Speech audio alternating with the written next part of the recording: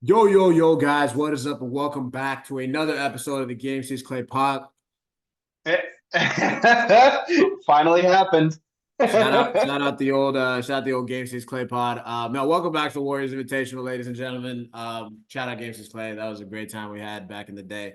But no, Chuckster, welcome back, brother. How we doing? Good to see you on the Warriors Invitational, as always. Um, how we doing, brother? The All-Star break over. You had a good time? Yeah, can't say I was watching too much of it. I mean, I caught like some of the events.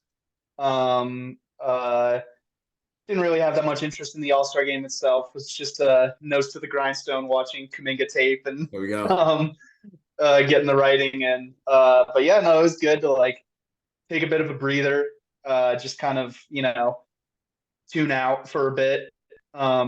Everyone talks like obviously the players need a break, and it's good that they got a break. But goddamn, man, the fans need a I just need break a too. break Like too, we just, man. Especially this year, man. The Warriors went into it to whatever 27 and 26, just an up and down year. We needed a week off, and it was a good time to kind of take a step back. We didn't really record over the break, and obviously you Matt and I recorded last week or last time with Edwin from Silver Screen and Roll. Great episode, Lakers guy, and previewed the Lakers game last night.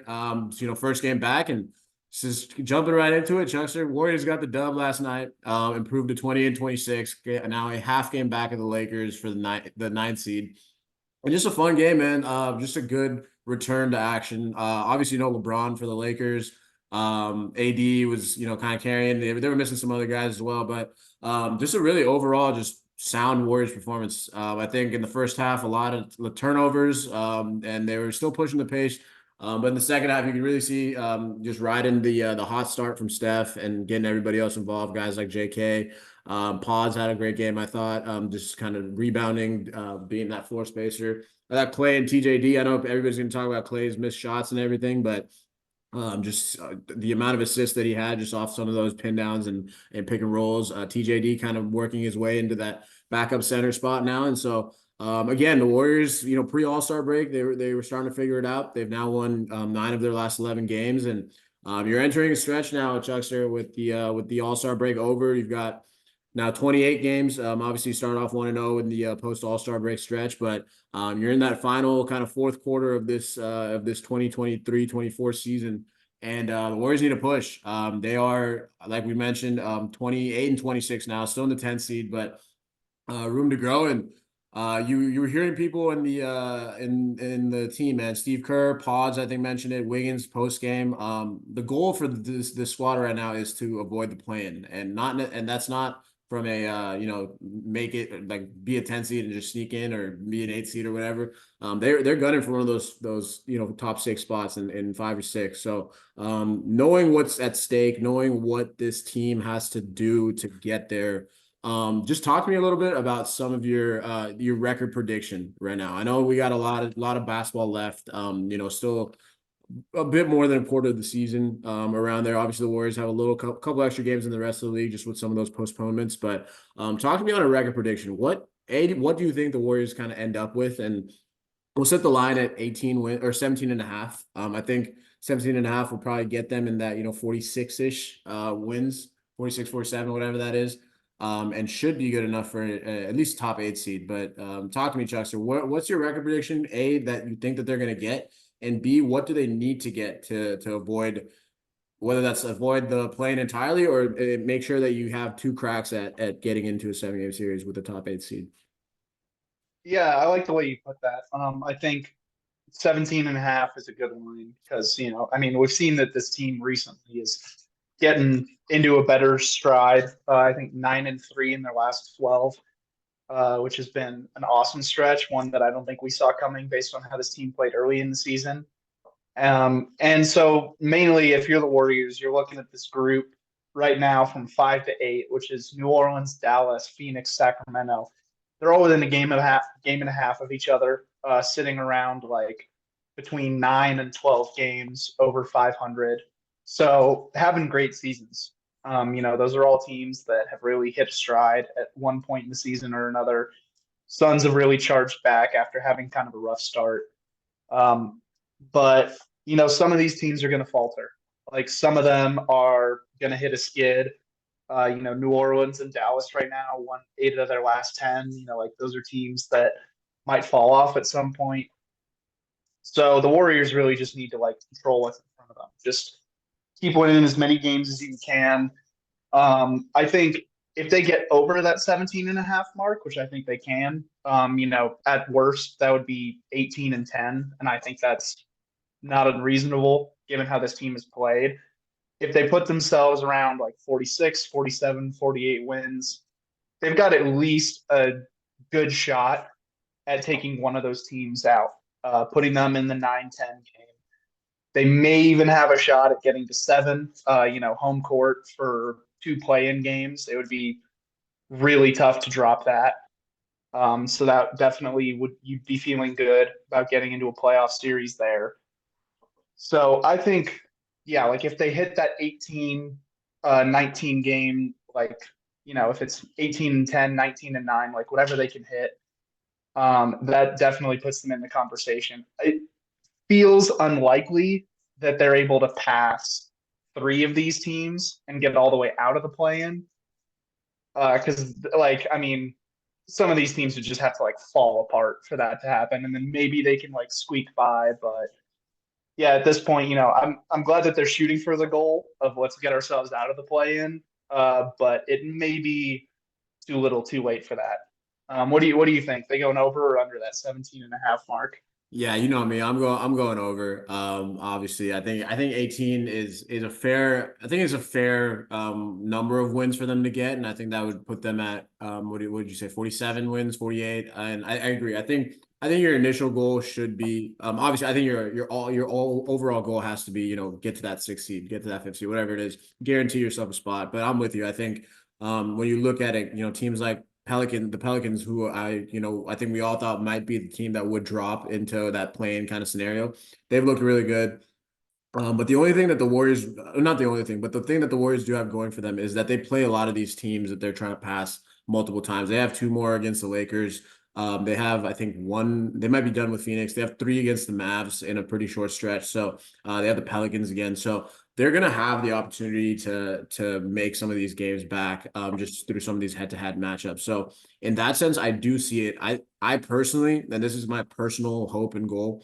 I think I want them to get to 50 wins. And when you look at the strength of schedule for the Warriors going into this final 29 games, and obviously not 28 with the Lakers win, but the Warriors have one of the easiest schedules left, and they do have a few more road games than most. But you're playing the Spurs like 3 times, you're playing the Hornets a couple times. You got the Wizards in there, the Bulls, Grizzlies at home, not the Pacers. You got the Hornets, your Rockets, Jazz team, Blazers. So like, there's a lot of teams. There's a lot of games there that the Warriors can make up. And so my goal that they can shoot for is 23, 23 and 6 down the stretch, and they've got to 1. They're 1-0 right now, but I think if you can get to 50 wins, that will be enough to get to the top 6. I don't see in a year that the West has been obviously super deep. It's gonna be a fun playoff year, but it just with the rise of these young teams, man. You got teams like the Thunder, the T-Wolves, the Pelicans, guys like that, teams that really haven't seen it. If the Warriors can, sneak into a first round matchup against one of those like the T-Wolves or the Thunder, I'm not saying they beat them, but if I'm Minnesota fans, if I'm OKC fans, the last thing you want to do is go up against a seasoned Warriors team that's obviously been on a hot streak and figuring out how to play together and coming into the playoffs hot. So I think the overall goal, obviously, avoid the plan, but if you are trying to just get up there, I think 7 or 8, man, that should be what you're aiming for. When you you get 2 cracks at winning 1 game. I think 7 would be better. Obviously, like you said, the home court for 2 of those playing games, but regardless of how it shakes out, I think the Warriors are in a good space in the sense of. They're starting to figure it out. We've seen, since Draymond's come back, obviously the numbers point to it, but they're a top 5 defensive team. They're getting Chris Paul back. They're getting GP2 back. So you're getting some reinforcements. Wiggins looks great. Kuminga looks great. Pajemski is just really just showing why he's taking over in the starting lineup, just being a connector. And just the rebounds. Steph's playing at an all-time level, and I think when Chris Paul comes back, I know there's a lot of hesitancy in terms of with the closing lineup and how Steve Kerr going to use them. But when you think about that second unit with CP, Clay, GP, or Moody, Dario, Trace, like the Warriors have a very, very formidable second unit now. And not that they didn't really, this, you knew this was a deep team, but the combination seems to fit, and it'll be fun to see when Chris Paul comes back. But for the stretch run, man, they've got everything that in front of them. So there's no reason why this team cannot go on a 2022 Celtics-esque, run where they were kind of in the same boat, hovering around 500, and then just got hot to end the year, and obviously made a finals run that year. So I have a very good feeling. I'm enjoying watching Warriors basketball again. Obviously, a few of those losses in the last couple of weeks were a blown lead, a Steph 60 piece, and one more that I can't remember off the top of my head that they lost. But so it's looking up for Warriors basketball.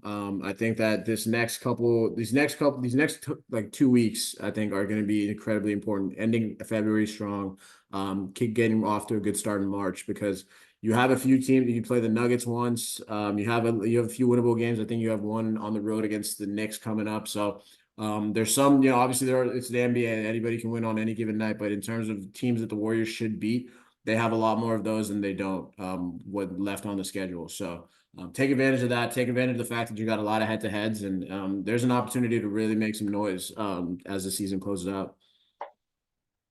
Yeah, I think something you touched on too is having that amount of extremely winnable games on the schedule. Obviously, playing Charlotte tonight as we're recording here on a Friday, but they're going to go on the road. They start the road trip with Washington next week.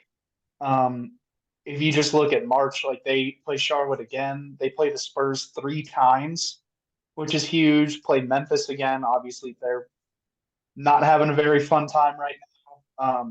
Toronto's been on the way down, and yeah, like there's a lot of extremely winnable games on the schedule here, and it also helps that they get to play Mavs 3 times, which is huge. They get to play the Lakers twice. They get the Pelicans again. So you also have all of these huge like time to get up for this game once. Yeah, like go take a game right off the bat. So that's going to be a huge part of this stretch. Yeah, so I think we've kind of gotten to like where they max out in the seeding. I think the best case scenario is getting to 7. Yeah. 6 is just like It seems a there's way little too much little too far. But that being said, I think in terms of if they do go on like an insane, like a 20, like if they get to 50 wins, I think they get to the 60. That's my thought process behind that 60 or that 50 win mark. I just don't see, teams like the Mavs have a really hard schedule. The Suns have a really hard schedule. Mhm. So when you're weighing strength of schedule as well, not saying that these are all very formidable Western opponents, so they could just hold up, but it just seems like if you can get to that 50 mark, you're probably going to be in the top 6. So for the Warriors to have that strength of schedule advantage, and like you said, the head-to-heads, I think I'm gonna change my max out to 6. I think if all goes well, and if they really truly take care of business, and they got to get hot. You can't have any more bullshit games where you blow a fourth quarter lead and fuck around and just lose a game on some bullshit. So that's all done, and I'm assuming that they're gonna have a couple more of those. Like it's just been the tale of this team. But if they're able to limit those, if you can close the season losing 5 or 6 or 7 games, even 22-7 or whatever that looks like, you're in a good spot. So I think they can max out at that 6 seed, and like you said, 5, 6, 7, 8, 9, or 5, 6, 7, 8 are all within like a game and a half of each other. So if you are gonna say, hey, the 7th seed attainable, I think the 5th seed could be attainable in that logic too. So like you just got to take advantage of who's in front of you, and every game means something now. So you really can't take any more like I said, just bullshit losses. Yeah, no, for sure. I was kind of surprised last night. I mean, obviously, the Warriors over this last stretch have been a different team than we saw early in the year. But I was pretty surprised that the Lakers just decided to pull everybody with like 5 Yeah, minutes left I in the thought they had game. another run or two in them, man. It was like 5 or 6 minutes left. Yeah, especially like early fourth quarter. I mean, they come in, Warriors were up 16 at the end of the third. I think it was, uh, I want to say it was 98-82. Um, and then all of a sudden it's 98-88 and Lakers are right back in it. And Yeah, it they're felt down like one of like, those. It's like deja vu, man. Warriors blowing another fourth quarter lead, and I think that's their biggest issue right now. It's can they take care of business in the fourth quarter? And last night we saw it, and you're gonna have to keep it up. yeah, that was just such a weird one to me, especially because it's like, hey, like Laker, I don't want to like sound disrespectful to the Spurs, but like I was listening on the national broadcast too, and they were like, oh, well, Lakers have a back to back tomorrow, so they don't want to like, press too hard. And I was like, this Like, is the game you press hard yeah, for. Like you're you're playing playing the the Spurs team. tomorrow. Like you Yeah, should beat like them. it's the Spurs. Like you should be able to beat them even if you're a little bit tired. And also like if you press against the team that's directly behind you in the standings. Exactly. Like Exactly.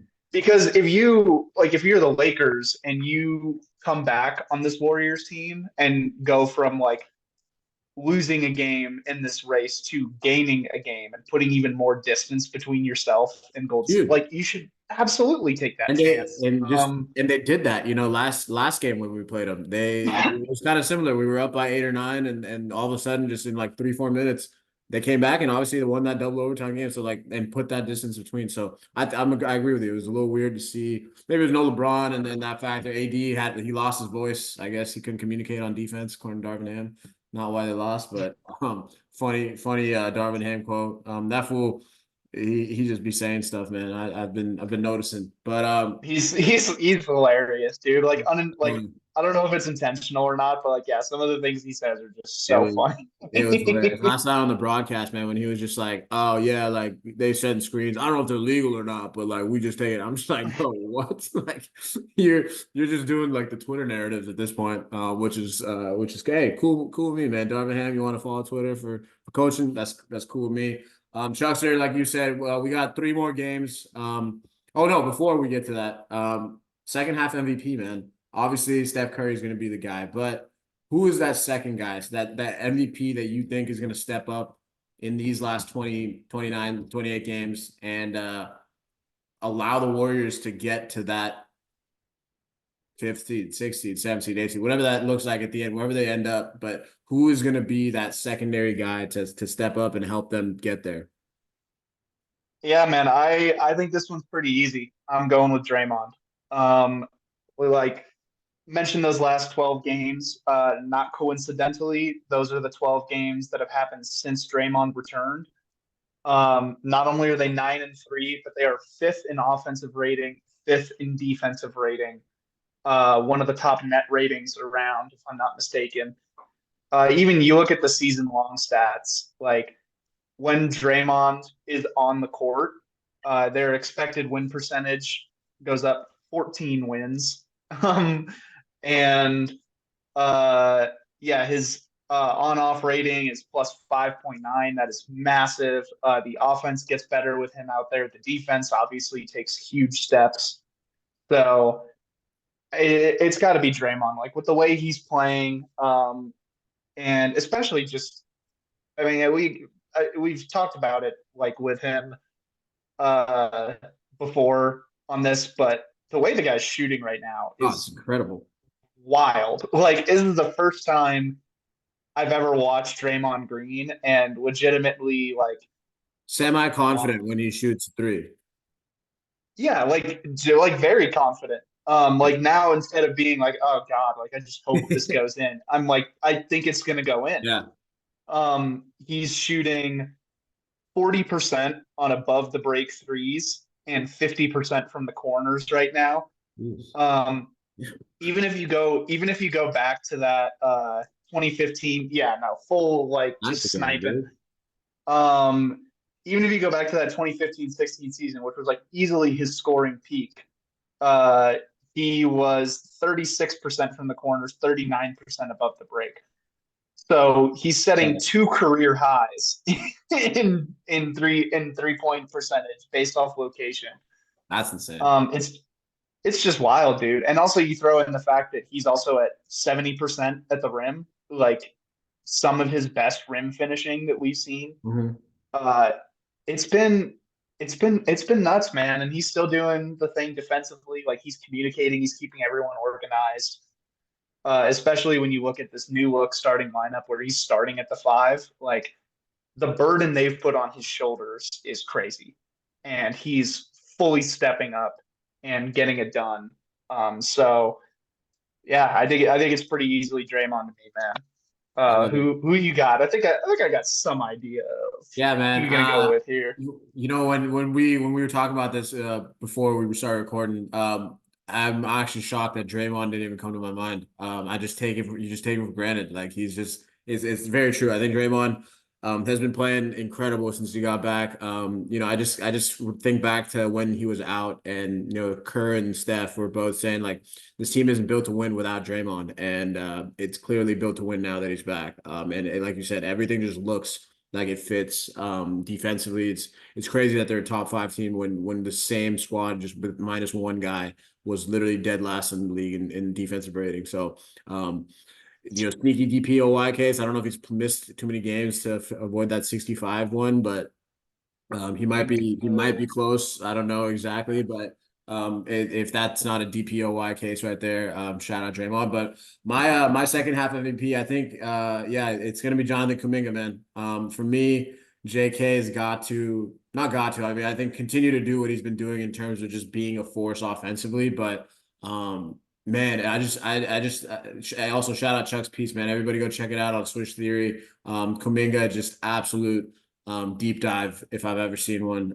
Really insightful stuff. But JK, man, I just think of what this team ceiling is if he can truly, you know, be unlocked. And not to say that he hasn't looked like it. We've seen it in spurts this year. But if we can see that in these final, you know, 28, 29 games, with Steph, with Draymond, with a you know deep bench, I just think the sky's the limit for this team. I don't see why they can't go on an insane run to close this out. And it's going to be, you know, we talk about the two timeline playing the whole thing, and I think it's hilarious how it's kind of forming into the way it has. Obviously, not the way Joe Lacob and the front office had planned, but seeing guys like Pods, TJD step in for that, you know, Jordan Poole and James Wiseman kind of replacements, and then obviously you hit on Kuminga. He's been an absolute stud. So to see the young guys be ready to impact winning with these guys, with the Steph, Clay's, Draymond's, with to see you know Clay being willing to you know take a lesser role off the bench and integrate some of these, integrate Trace and really develop just a lethal two-man game. Chris Paul, GP2 coming back, just more vets that you can just kind of mix and match stuff with. So I think if JK can continue to take the leap, that's MVP stuff on my eyes for this team, and it just gives them such a new element in terms of just the firepower that they have. So it's gonna be fun, man. We believe 2.0. That is the mindset I have going into this. I vaguely remember like the stretch run of that year. I remember going to one of the playoff games, and that's what really cemented the Warriors in my eyes. But I remember, you know, that team I think finished 16-5 down the stretch or something like that, and locked up the 8 seed. And obviously, you know, there was a hole in Oracle Arena from Dirk Nowitzki's fists that just you know will stay there. So all it takes is getting a chance, man. All you want is a shot to get a 7-game series. I think anybody's confident in the Warriors, at least Warriors fans, as long as you got a healthy Steph Curry in this squad, man, you never know what can happen. 6 seed, 7 seed, 8 seed, you know, all it takes is you just got to get to the dance. So hopefully they do. But tonight we got the Hornets, and then I think we got the Nuggets on Sunday, and then kick off this 4-game road trip with the Wizards. We'll probably record after that game. 3 games, Chuckster, Hornets, Nuggets, Wizards. How you feeling? Give me a prediction on that. Man, they're just like I feel like they're just streaking right now. Hornets are doing typical Hornets things. Just 4-game winning streak, absolute. though. They're coming on a 4-game winning streak in the chase. Hey, that's nice. Good for them. I think they lost all 6 games before that, so like they it's been one of those seasons for them. Uh, yeah, no, I think they pull off 3-0, man. Like Denver has not been a very good road team. They're barely above 500, and Warriors have been like in similar territory in a home. They actually have identical home and away records right now, which is really weird. But like Warriors at Chase have really been ticking up recently in their play. I think they can pull that one off. You know, take care of business against Charlotte and Washington. Obviously, Washington's just in a complete free fall. Benching Jordan Poole, they've won one Shout of out their our last guy, 10 man. games. Like, man, I don't want to kick him while he's down, but like, can we talk about for a second the fact that Steph Curry won a championship with that guy as God. his second bet, like as the We second best thought, option? you know Like, what's funnier to me? Like, yeah, Steph won it with that guy. We thought he was the next Steph Curry. Like, we thought he had well, like he had us fooled, man. I can clearly remember calling Jordan Poole mini Steph and like the next guy. And he did look like it that season. But that run by Jordan Poole needs to be studied in that 2022 run, man. Guy was generational. I don't Some feel for the devil kid, magic. man. Always got love for JP, man. Feel for the kid. Hopefully he breaks out of this rut and figures it out, growing pains. But I like the 3-0, man. I'm with you. I think we take care of business against Charlotte tonight. Um, we've been close to beating Denver twice. I think that obviously the Christmas game was fun and it was back and forth, and then blew that 18-point lead and then really just kind of arguably was the lowest point of the season. That whole bench of Kuminga and the reports coming out after that, losing on a half court shot. So I think they get their get back in this one, and then you just dog walk the Wizards to kick off the road trip. But 3-0 to start off the post All-Star break. If you can start off 4-0, it puts you right there at 31-26, and now you're starting to see the vision come to life. So big stretch here to start it off. Yeah, man. Good, quick little second half preview for you guys. Miss Matt on this one. I'm sure he thinks the Warriors are going 14-14 and gonna be whatever it is. But we'll get Matt on the next one. Before we get out of here, Chuck, is there anything you got cooking up after the JK just absolute masterclass you put on? Yeah, no, obviously go check that one out if you haven't seen it already. It's on my Twitter at Claytheist11, or go to theswishtheory.com and check that out. Learn everything you can about Jonathan Kuminga's driving, his mid ranges out of that, his playmaking. A lot of cool stuff in there, if I do say so myself. Also, got a little article cooking, working on getting through the tape today on a certain Celtics player, why he's unlocking a lot of important stuff for them. So yeah, that should be a fun one too. Hopefully have that out next week, and yeah, check it out as always. Check out Chuckster, man. He is absolutely cooking with fish grease, as Mark Jones from ESPN may say. But no, nothing else, man. Keep following us, keep following the pod. Not the Game 6 Clay pod, as I said initially. Warriors Invitational.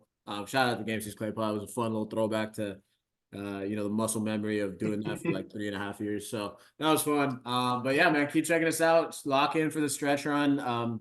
Keep following Instagram, Twitter, Spotify, whatever it is, YouTube. But until the next episode, guys, stretch run is here. Let's lock in. See y'all on the next one. Peace.